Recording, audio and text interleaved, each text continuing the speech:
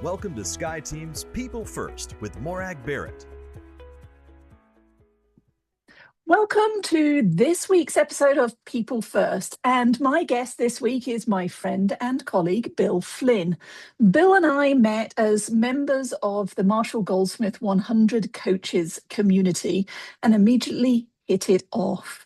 Bill has had the opportunity to collaborate with Alan Mulally.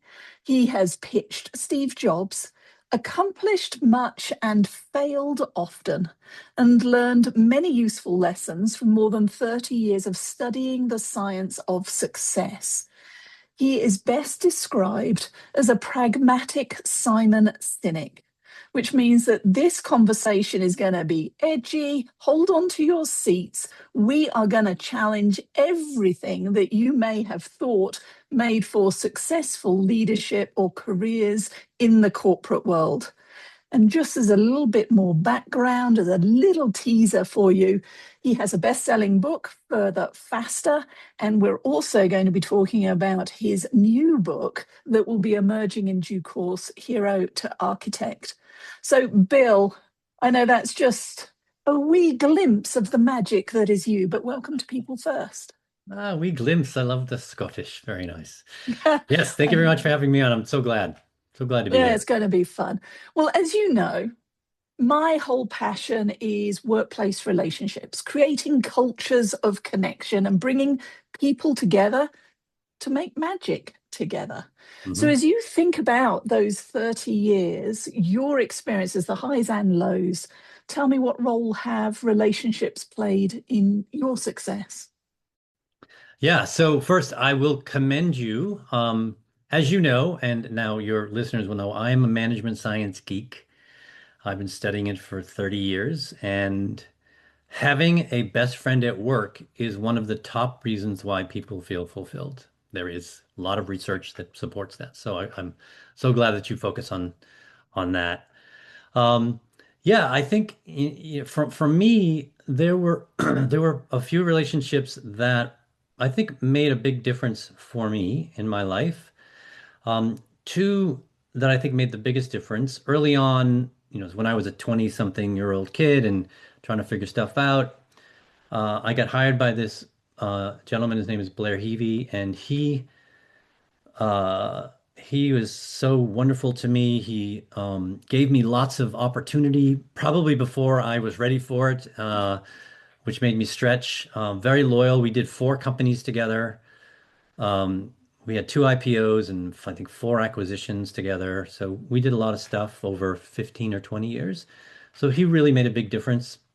And then, as you mentioned, Alan Mulally, I wouldn't be sitting here talking to you if it weren't for Alan Mulally. He is the reason I am in 100 Coaches. I can't remember if I told this story, but he reached out to me 5 or 6 years ago and said, "Hey, I read this article you wrote about this book about my work at Ford called American Icon." And he said, "You nailed it, and I want to meet you."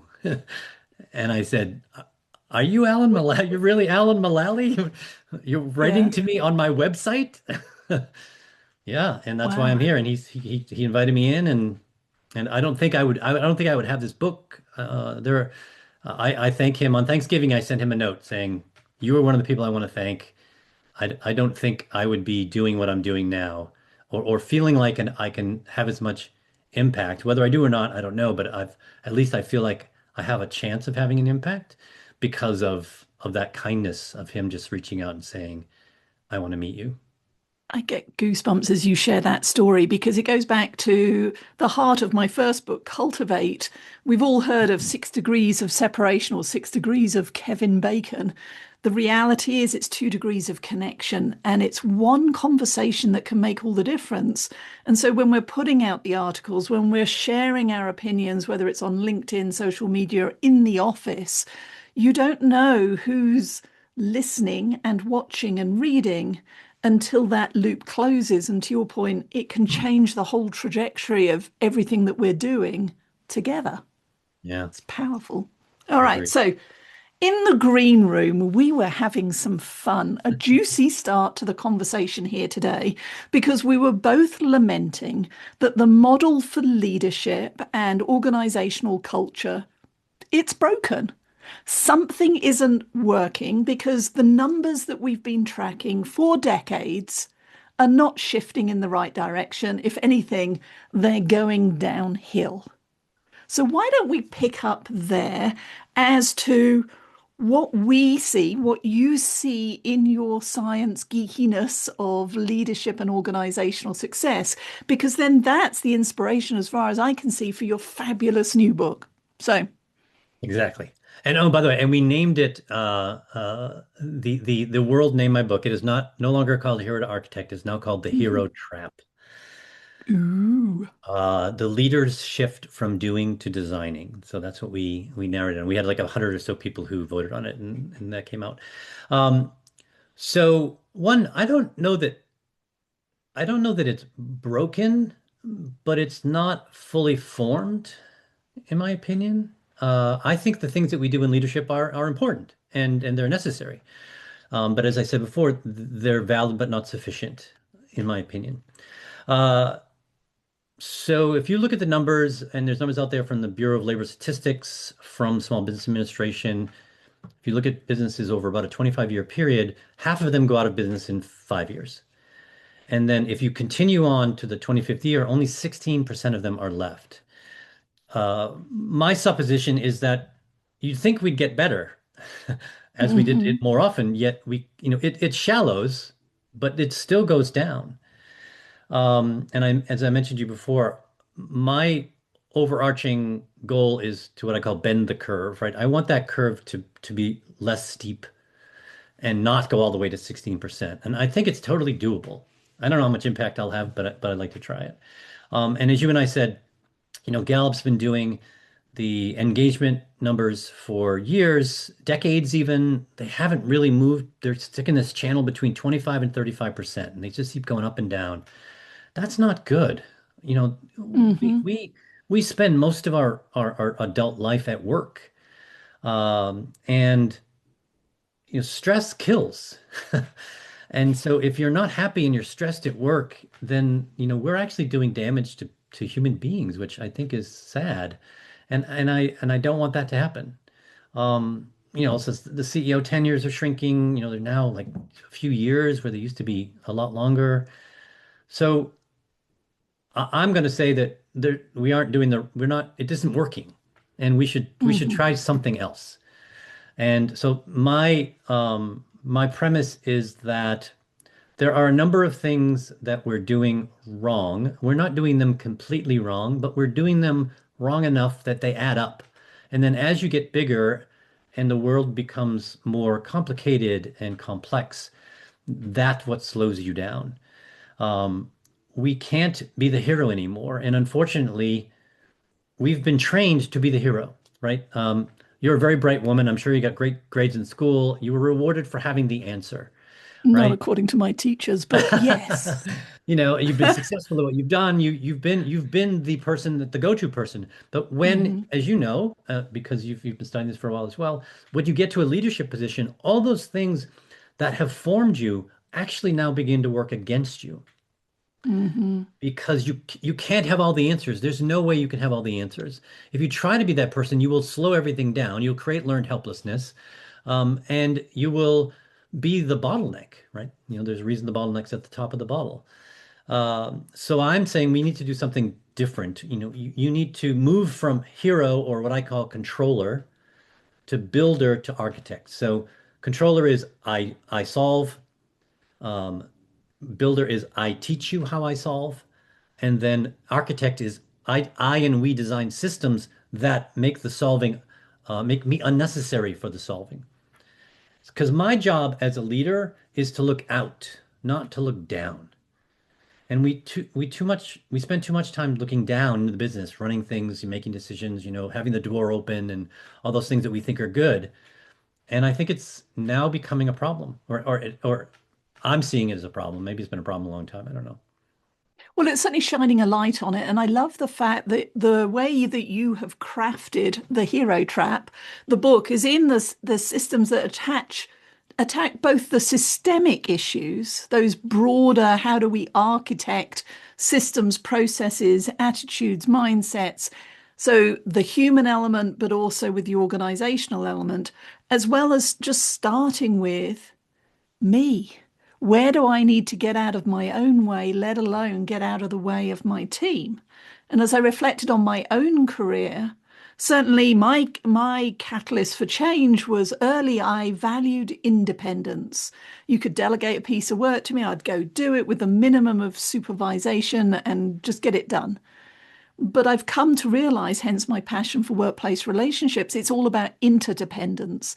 And when I became a bank manager, when I became a leader, my desire for independence actually created isolation and disconnection that was unhealthy individually, but also undermined our ability to be better together. Agreed. Yeah.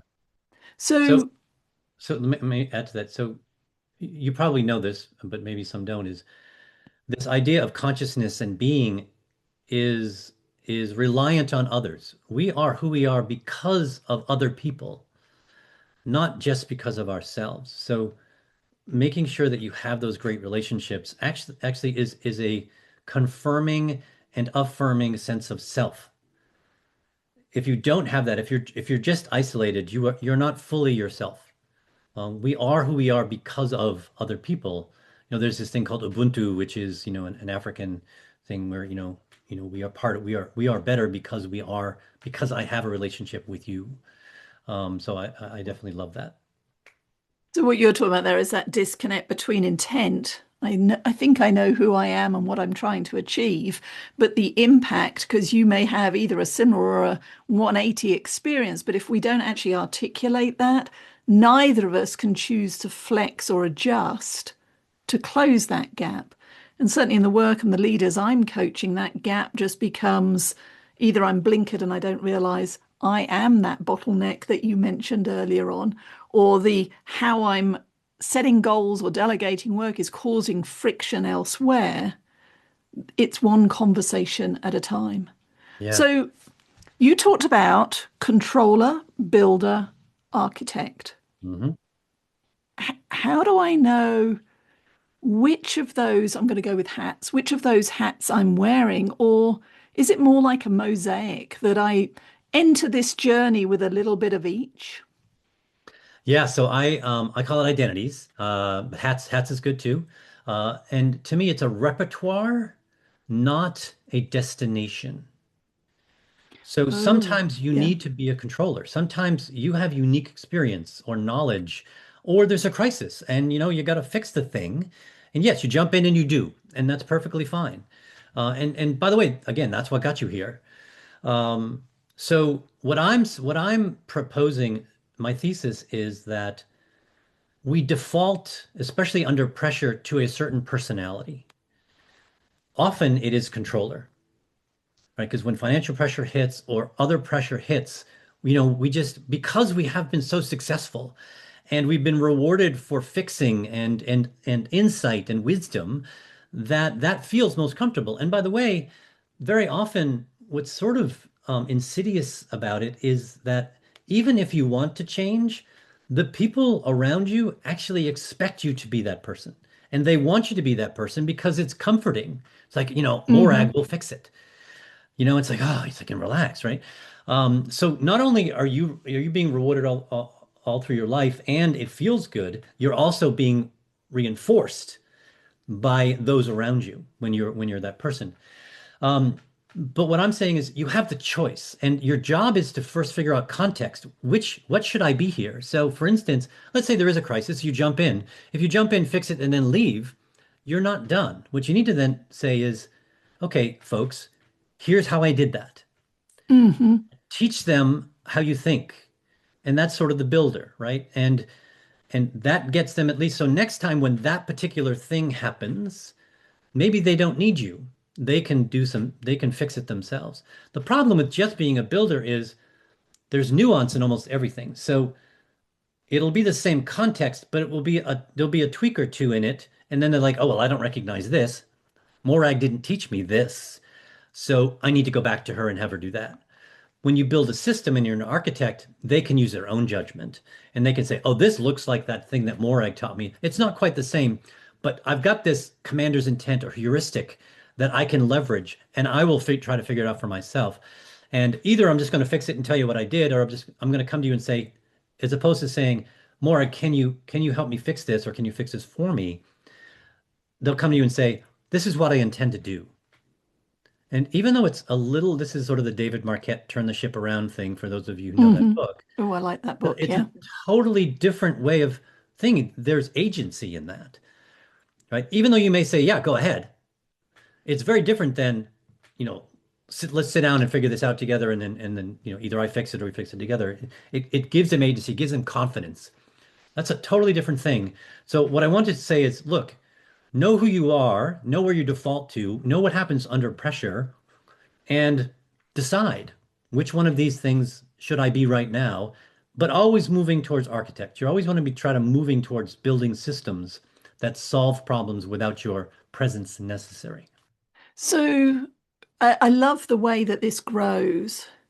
And I love the fact that you're thinking about this is situational, making an explicit choice as to what do I need to do right now, ideally cultivating your architecture mindset and skill set, but knowing when to turn the dial up and when to turn the dial down. So going the transition from builder to controller to builder. There you go. Get it in the right order. So how do you the chapter title really resonated for me, from control to connection, designing for ownership.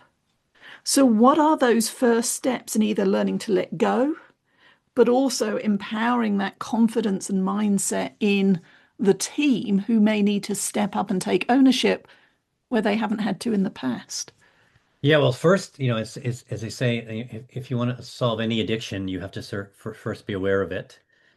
And this basically is an addiction, right? This is a dopamine addiction, right? It feels good. I call it, sometimes I call these things mink holes. Have you ever heard the term mink hole? No. Mink hole is a rat hole. Sorry, segue, you have to define that for me now. Yeah, mink hole is a rat hole that feels Okay. really good.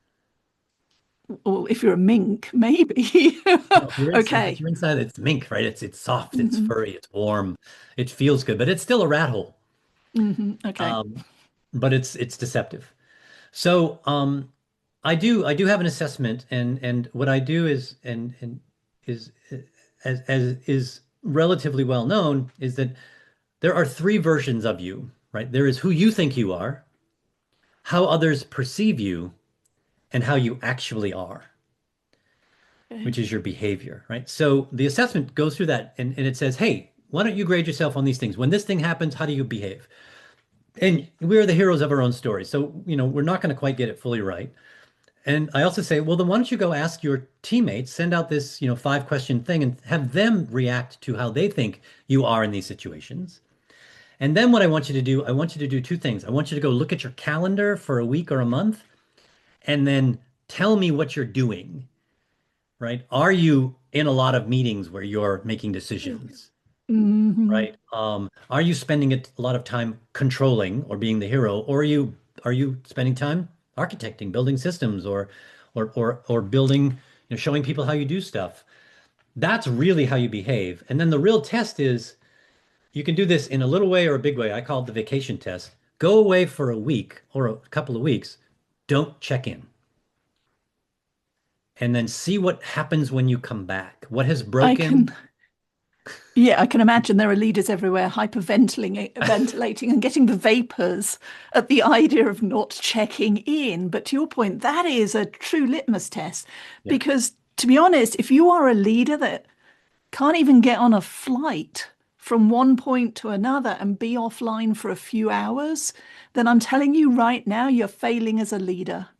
Right. Your team needs to be able to step up and manage in your absence. So if you can't do 2 weeks, try 2 hours. Yeah, or what I say in the book is just pick one thing that if it fails, no big deal, but just see it. And it might be you're in a meeting and you would normally step in here and you don't, right? You just see what happens. You are purposely quiet, or maybe you ask some clarifying questions. You're not directive or advisory. You are curious. See what happens. that's a smaller, more safe way of of stepping in. That's sort of dipping your toe in versus diving in on the vacation. And may I build on that? Sure. For the leaders I coach, I would suggest as well call an audible, make the implicit explicit. So perhaps say to the team, hey, normally I would dive in here, but I'd love to see what you would come up with. I'm just going to sit back. Or bring the team together. We're here to decide X. I want you all to present your recommendations, and then I will at the end. Because otherwise, if you suddenly go quiet, they're all sitting there going, oh no, and they're going to assume the worst. So call the Agreed. audible. Agreed. All right. So Yeah, I I love that. love, I'll say one thing. Do yeah, it live yeah. and then see what their reaction is as soon as you say it. If you see people sit back in their chairs, if their eyes widen, then that's already a sign that you're doing too much. You're, as Marshall likes to say, you're helping much Hmm. too much. Yeah. But I love your advice on the calendar. It reminds me of a conversation with a previous guest, our mutual friend, Michelle Johnston, and her new book, The Seismic Shift in You. And in there, she talks about our calendars and the fact that often we'll have our home calendar, family calendar, the work calendar, the personal calendar. And as she points out, there is only one of us, but also what goes on it is what we value. So if we say we want to design for ownership, we want to empower the team, does the work we're actually doing reflect that?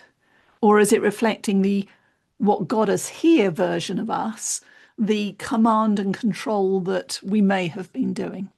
I agree. Yeah, behavior is who you are.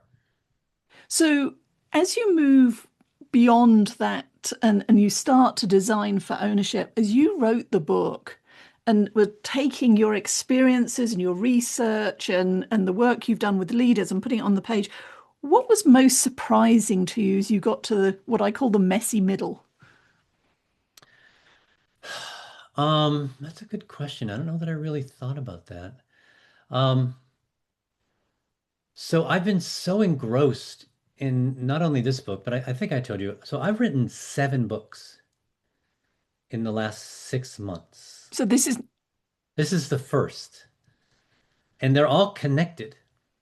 mhm. Uh, and what's really kind of fun, and I'm sorry, I'm going to go a little on a side. What's really been kind of fun is because I've written them all basically together, and they're all connected to each other. So what I basically said is I wrote a book about decision making first, which started this thing off, and then as I'm writing, I'm like, well, this needs to be What explored about this? further. Yeah.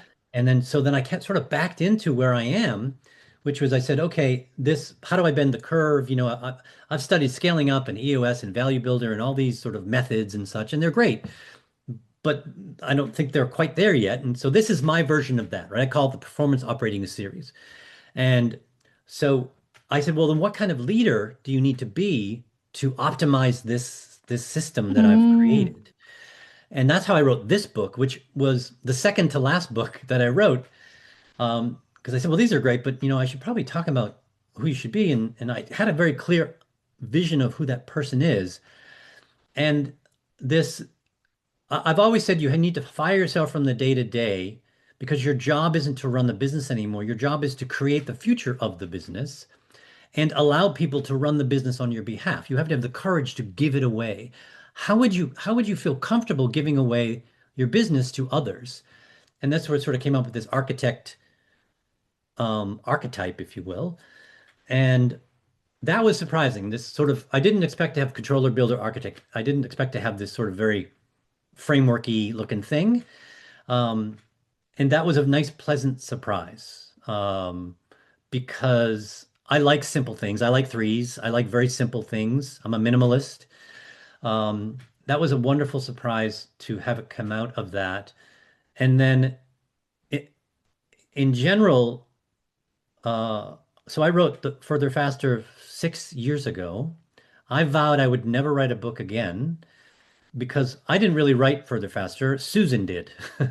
She's a Hmm. writer. She's much better at writing than I am. I spoke to her and she interviewed me and I sort of pushed everything out in voice and she took that and like a good writer does, turned it into something someone would want to read, which I am a reader and I recognize good writing and I know that I'm not one of them. Or I have to work really, really hard to get to a point where I'm like, okay, that's at least acceptable.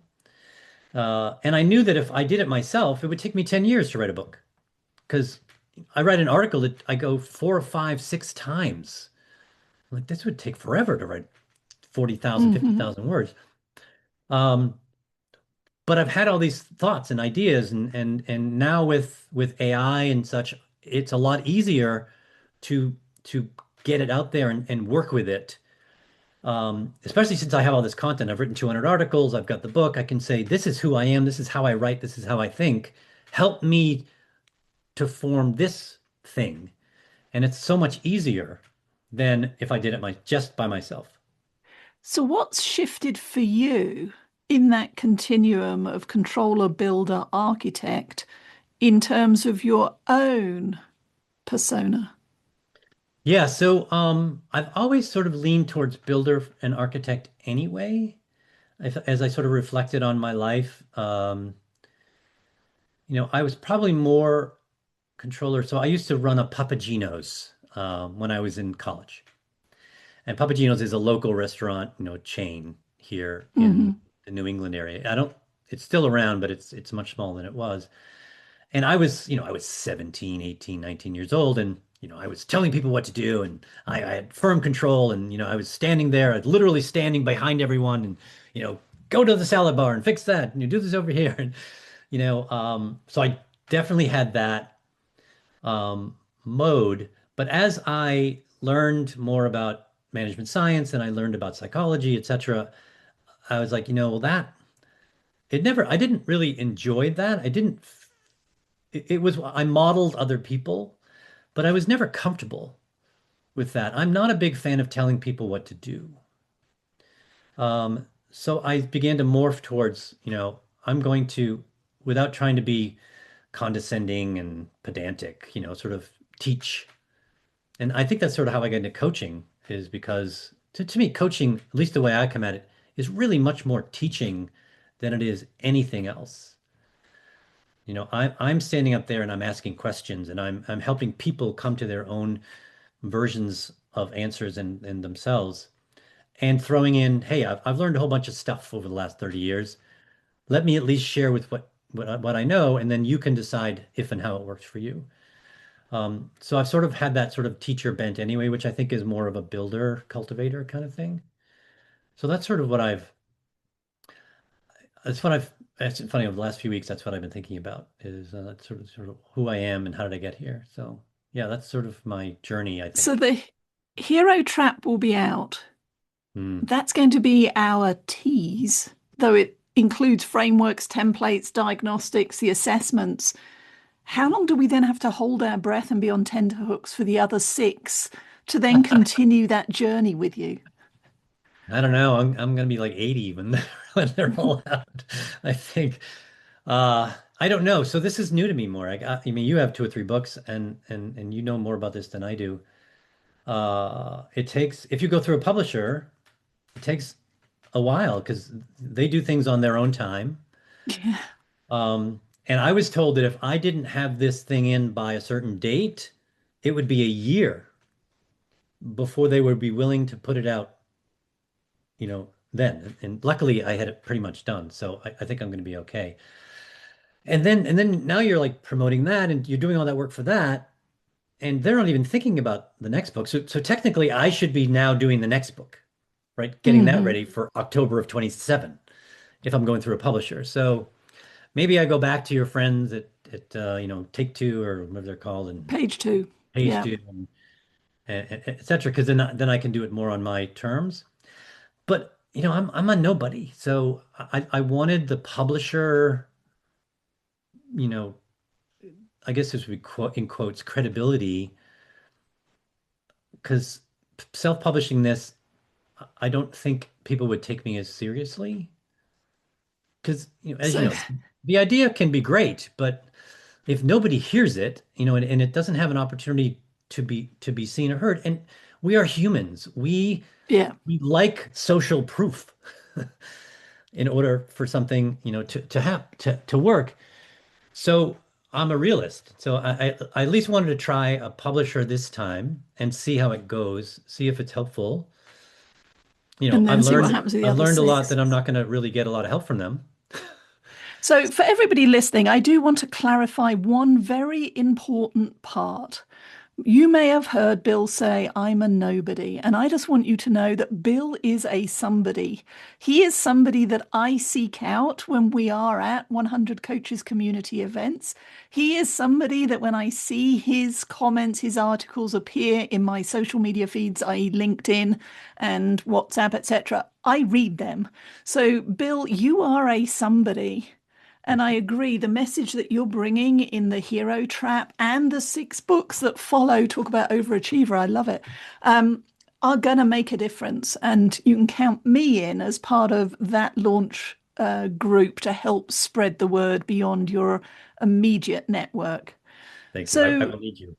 as we come to the end of our time together today, what's one thing that you hope listeners and viewers of the video version are taking away from this conversation?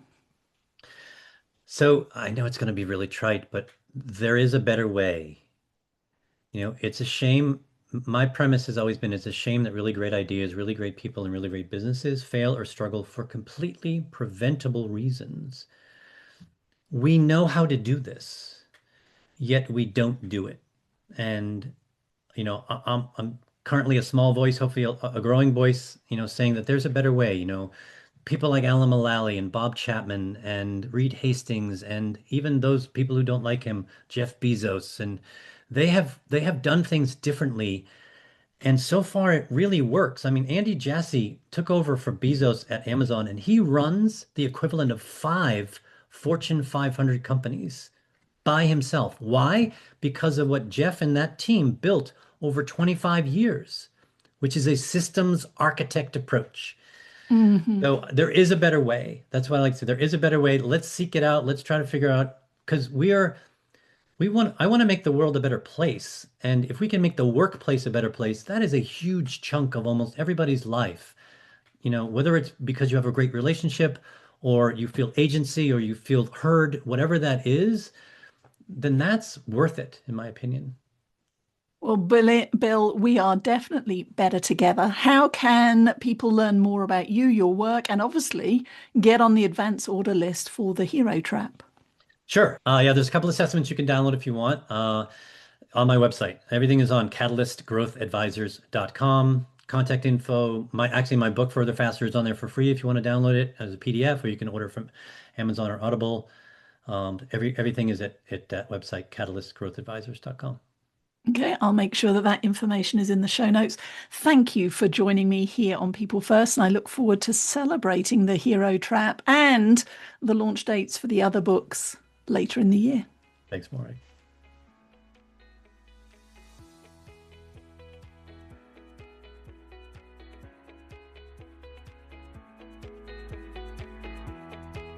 Thank you so much for joining Morag today. If you enjoyed the show, please like and subscribe so you don't miss a thing. If you learned something worth sharing, share it. Cultivate your relationships today when you don't need anything before you need something. Be sure to follow Sky Team and Morag on LinkedIn, Facebook, Twitter, and Instagram. And if you have any ideas about topics we should tackle, interviews we should do, or if you yourself would like to be on the show, drop us a line at info@skyteam.com. That's SKYE team.com. Thanks again for joining us today, and remember, business is personal and relationships matter.